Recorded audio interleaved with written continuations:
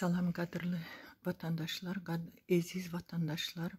Hemmäňiz yetip gelen Kurban Bayramyňyzy gutlamak bilen hemmäňize az birlik, can sağlık, moralinizi iyi tutmaňyzy arzu eden. Meniň yüzlenmem Berdi Muhammedowa. Berdi Muhammedow kän zatlar aýtyldy. Her kimim aýtýar. Eşitýärmi, eşitmeýärmi?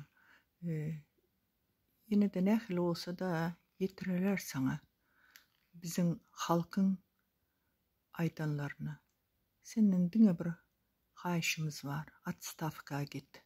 Başar bilmedin yurdumuzu. Çağalarımızı gorap bilmedin. Enatalarımızı gorap bilmedin. Aktıklarımızı gorap bilmedin. Her gün neçe halkımız ağlap, eňräp. Dine bir miçtası var. Elimizde bir 5-10 manatly işini pulumuz bolsa da şu maşkalamızı bir sürresek diýen. Bu üstesine koronavirus da geldi. Stihini betsodan öň bütün dünya pasolstwaları, bütün dünya deki prezidentler öz halkına kömek ettiler. Koronavirus meselesi çıkan vaktinde pasolstwalardan pul kömeğini ettiler, az kömeğini ettiler. Yöne bizim devletimizden biz yetim çağa ýaly olup hiçbir kömek almadık. Ondan da sonra stihini betso boldu. Öýlerimiz.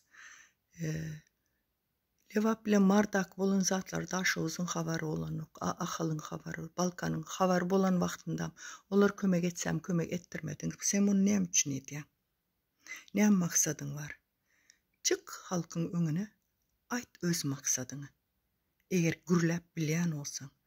Soňam bu stihini betsoda näme üçin telewizionlarda özüň işsat edip bilmeseňem, hatça bu başka velayatlara, häkimlerine prikaz beren olsaň, şolar ustalaram gelerdi, her kim öýünde 5 kilo un olsa 2,5 kilosyna adam uğradardı. Halkımız neçe çağalarımız ýogaldy. Nirelerden o çağaların ölkülerini aldılar, taptılar, uçup gittiler şemal bilen. Sen bir esker koyverdin mi? Kömek edin şolara deyip. Senden olam geçtik indi koronavirusta. Bütün dünya koronavirusla söveşen vakti sen koronavirusun adını tutturmadın. Indi näme üçin özüň çölde ya da suların yanında balık tutan yerlerinde adam yok yerden maske giyiyorsun. Bu maskaraçılık değil mi? Sen halkı maskara ettin ha? Biz senden utanyaz. Berdi Muhammedow.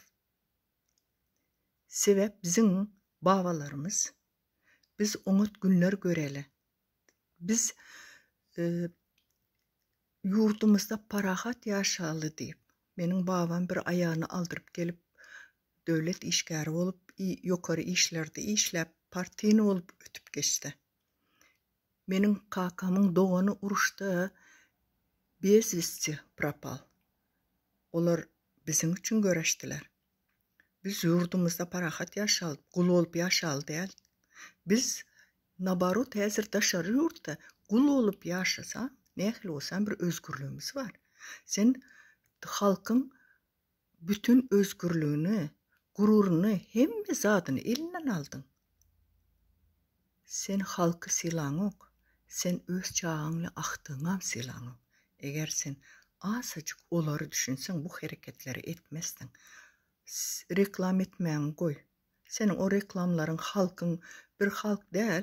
YouTube açsan bütün devlet görüyor. Her kim gerek değil bu reklamların. Sen iş görkez. Sen halkını aya.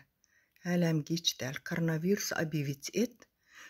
Humanitarın pomuşlar gelsin. Adamlar dermanları tapman ölü otirlar öyde.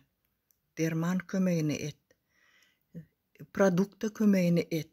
Elinden gelen her simya bu karantina yaptın bunlar näme havadan pitats etmeli mi? Hiç olmasa elinden geleni adam başına kömek et. Hiç olmanda özün bir sahır keseli var, süýçülük. Sen hiç olmanda O dünyaya giden vaktinde halk ay şu sonunda birazcık aklına geldi da halkam ona kömek etti. Diğer yalı yatlar yalı et. Hayiş senden. Git atstavka. Halk iyirdi senden. Mezarları hem temtegiz et diyemişsin. Şimdi ona mı karşı başladın mı? Neyim için halkın mezarına çelsin karşı? Sen o zatlara kelleni ağırdandan halkımı neyle ayağa kaldırmalı deyip ağırtsan bolanok mu? Şimdi az kaldı. Halkı neyle berde biraz gep aytsa anırdı. Onun çağılarını çağıryanız izindakıları. Bu konstitusiyanın haysi maddasında var. 18 yaştan sonraki adam istedik zaten aytıp biliyor. Her kimin münyeniyasını, ağzını senin kulplatmana, zatı kaç etmene hakkın yok. Sen kimsin? Şu sorağı özüne ver. Hiç haçan Recep Tayyip Erdoğan'ın aydan sözü var. Kula kul bolma. Senem Allah'ın bir kulusun. Özün hacı adını berdirdin, gidip geldin. Şu yerlere barıp gelmem hiç kellen.